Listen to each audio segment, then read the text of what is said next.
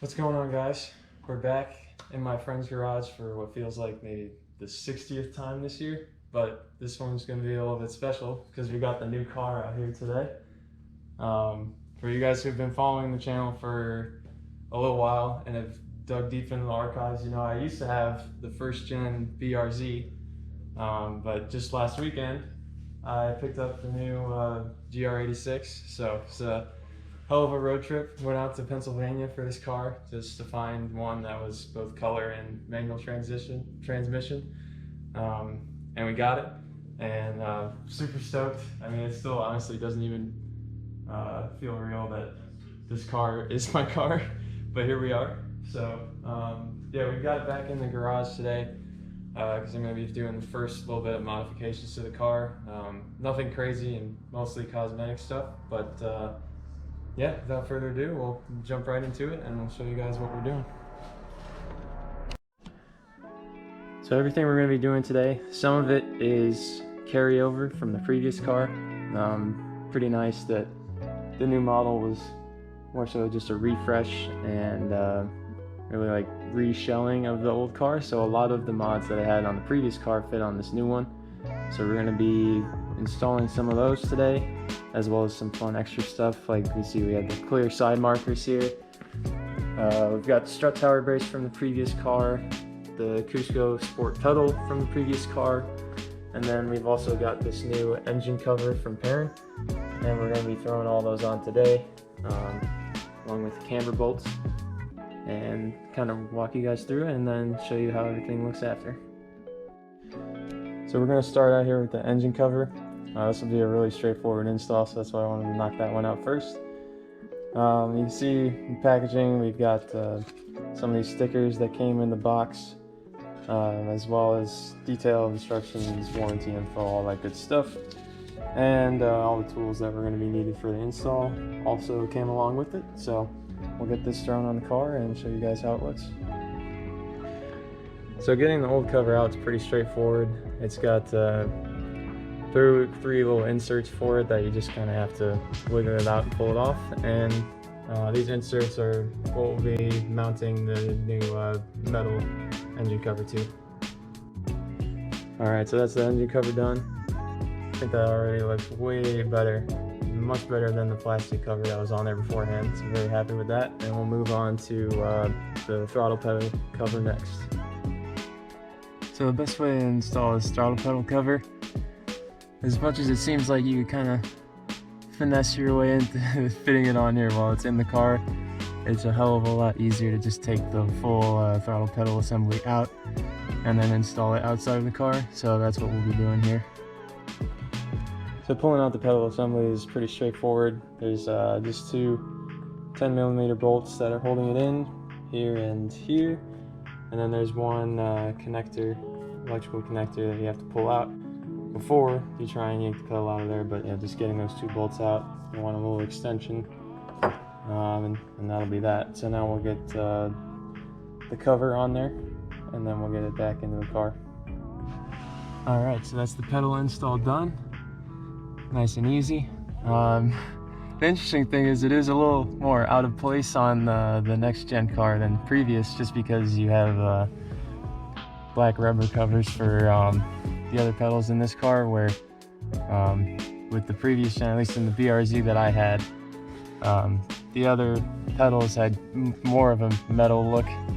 I don't think it was actually metal, but it at least had more of a similar look to how this looks. But yeah, still very happy with the mod, and having that extra width on the pedal down near the bottom is definitely a big difference. So nicely done. Now we'll move on to the side markers next. So taking out these side markers is at all similar to the previous gen car. All we'll have to do is remove top clips in these three places, and that should allow us to expose everything for the side marker that's behind here, and just be like a connector and maybe a screw or two, and then we'll be able to pop it out and get the new one in. Alright, so we've got the old side marker out. Unfortunately, we did lose a pop clip in the process, but it's fairly straightforward as long as you are careful with pop clips. So you just get these three out here, here, and well, as you can see that here, here, and here. And then there's one 10mm nut that you have to back out, and then to get it out you have to push these tabs in and push out of the slots right here, and then that's it. So we're going to get the new one in and then show how it looks. Alright, so there we go. That's the new side marker on. That looks pretty sweet. So we'll get the one on the other side, and then we'll move to camber bolts and strut tower brace. Alright, so now we're on to the camber bolts. You will definitely want to have the car raised up and take the wheels off for this. There's no other way around it. It just makes it so much easier to do this. So, the company that I bought this camber bolts from, it is a replacement for the lower strut spindle bolt. I think that's the correct name for it. But it's this lower bolt that's kind of the connection to the knuckle here. So all you have to do is just obviously take that one out because we're replacing it. And then the other thing you'll want to do, once you get the new camber bolt in but loose, is you'll want to loosen this top bolt as well. So now we'll get the camber bolt in here and loosen this, and then we'll start working with the alignment.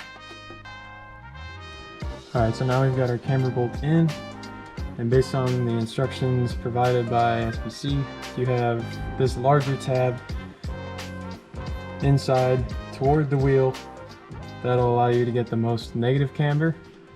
And just based on visually looking at it and where the strut moved as you were turning this bolt around, once it's all more or less in place and this is staying in the same position, that when this arrow here on the bolt head, getting close so you guys can see it, when that arrow is pointed right dead center through the large tab, that'll be the maximum value that you can have in this orientation. So now that we have this here, we'll want to torque this bolt down and then torque this one down to the specification given by SBC, and then we'll be good to go. We can put it on the ground and roll it out and see where our alignment's at. Alright, so there we go. Everything's all torqued. Wheels are torqued. Strut tower bolts are torqued. So now we'll get a nice little measurement here after rolling it out and letting everything settle. And then after that we'll throw strut tower brace on and we'll be done.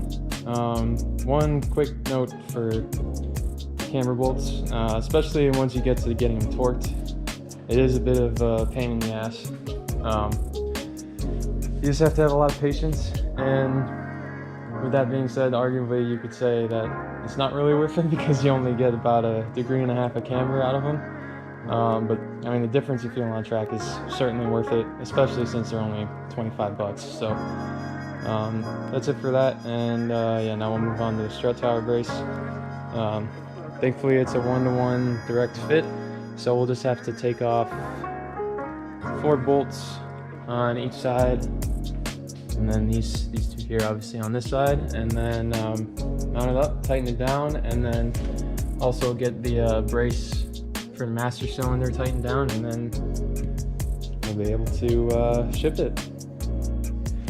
And there we go, install complete. The strut tower brace is now in there, complete with the master cylinder brace. This fits nicely right down there. Took a little bit to get that thing in there, right?